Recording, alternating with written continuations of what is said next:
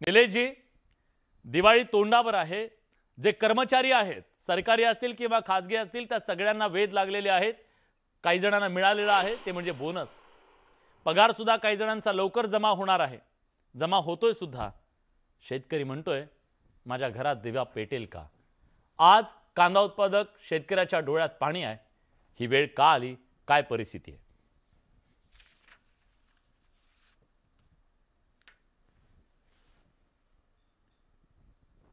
आवाज येतो?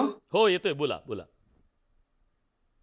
आज तुम्ही पाहिला असेल, जर एक काळ भारतामध्ये महाराष्ट्र हा सर्वात उत्पन्न देणारा राज्य म्हणून त्या राज्याकडे आपण पाहत होतो. त्यामध्ये कांदा असो, ऊस असो आणि प्रामुख्याने जर विचार केला नाशिक असो, आमचा अहिल्यानगर असो किंवा सोलापूर असो, पुणे जिल्हा असो, त्यामध्ये सर्वाधिक कांदा उत्पादन त्या ठिकाणी होत होतं आणि आज पण होतं. मागच्या 2023 आणि 2023-24 आणि 24-25चा जर तुलनेचा विचार केला तर एक 16% वाढ कांद्याच्या उत्पादनात झालेली आहे. पण बाजारभावाची जर परिस्थिती पाहिली, शेतकरी उत्पादन कांदा उत्पादन हा शेतकरी हा कर्जबाजारी होत चाललेला आहे दिवसेंदिवस. आज तुम्ही पाहिलं असेल, जर कांद्याचा उत्पादन खर्च जर कॅल्क्युलेशन काढलं तर एक 12-13 रुपये कांद्याला उत्पादन खर्च येतो आणि त्या भावात सुद्धा आज मार्केटमध्ये कांदा जात नाही. आणि अतिवृष्टीमुळे तर शेतकरी उद्ध्वस्त झाला. हो. जर बाजारभाव तुटल्यानंतर शेतकऱ्यांनी कांदा चाळीमध्ये कांदा टाकला हा. आणि एका रात्रीत सर्व काही उद्ध्वस्त होऊन गेलं. म्हणजे आज आपण म्हणतो की शेतकऱ्याची आत्महत्या थांबली पाहिजे. जर शेतकऱ्याची आत्महत्या जर कशी थांबणार आहे?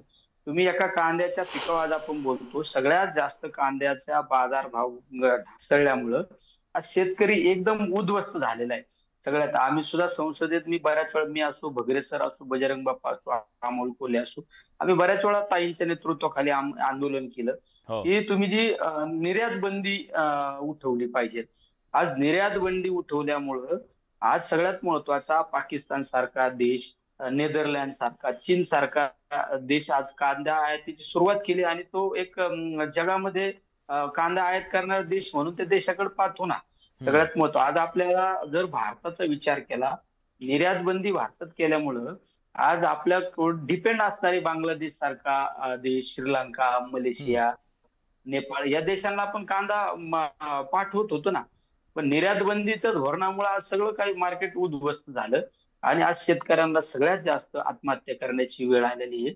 ते म्हणजे कांदा पिकामुळे अनेक वेळा आंदोलन झाले, निदर्शनं झाले, पण आजही त्या सरकारला जाग येत नाही. तुम्ही पाहिलं असेल पवार साहेबांच्या बाबत, पवार साहेब कृषी मंत्री असताना त्यावेळेस संसदेमध्ये काही खासदारांनी विरोध दर्शवला की कांद्याचे भाव कमी झाले पाहिजे. हा.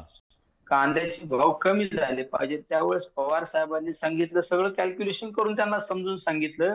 आणि हा प्रत्येक कुटुंबामध्ये कांदा किती प्रमाणात लागतो? एकदम हा. थोड्या प्रमाणात लागतो.